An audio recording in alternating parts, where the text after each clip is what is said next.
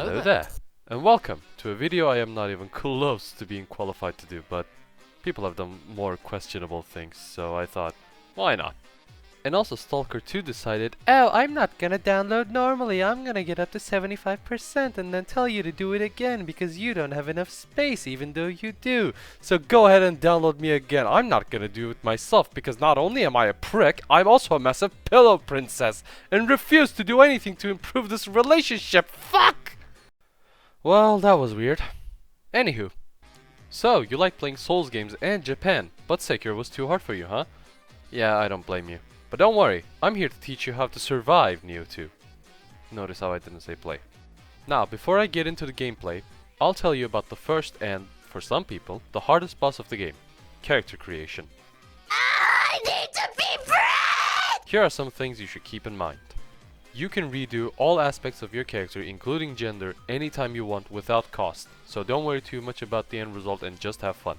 You can hide your headgear, so don't worry about how you might look with gear. Abusing the booba slider may cause some outfits to look disproportionate, let's say. But hey, it's your game, so go ahead. Okay, so now that you're out of the character creator, it's time to pick a weapon, and this tip I'm about to give you cannot be emphasized enough, especially at this point of the game.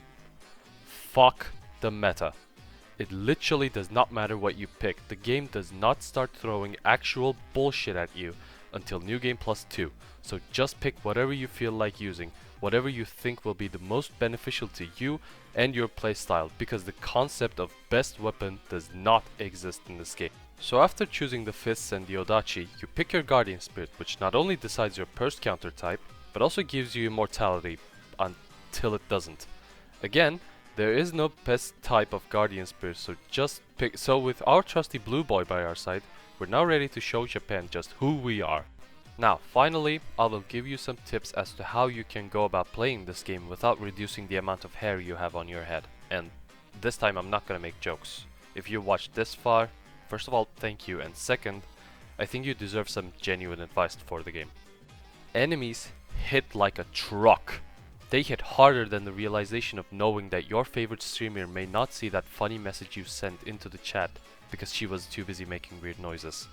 And stacking armor does not do much either, so get used to dodging.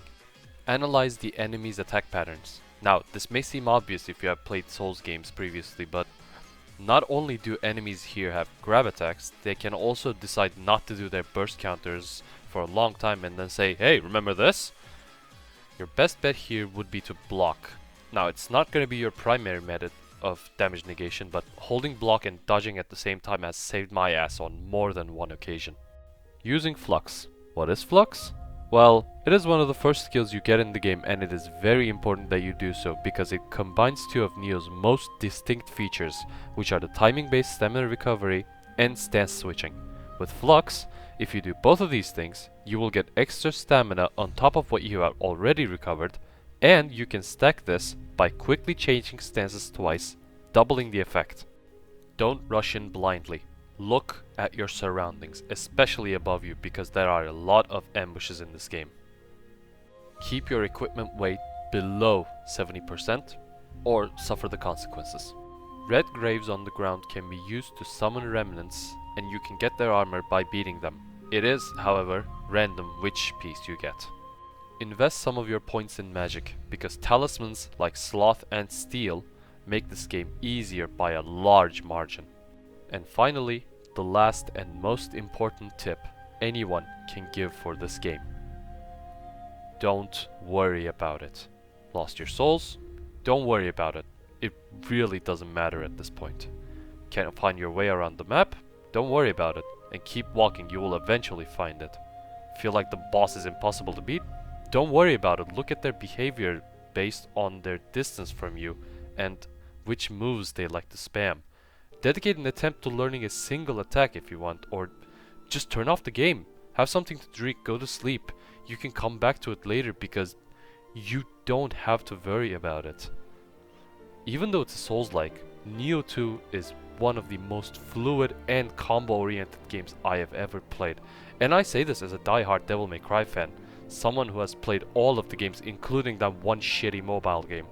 So if you feel like you're not having fun with the game, just leave it for a while and you will come back to it with a more positive outlook. At least that's what I did, and I honestly couldn't have made a better decision deleting my 50-hour save file, starting over fresh, and not stopping until I finished the last mission. Also, fuck this boss.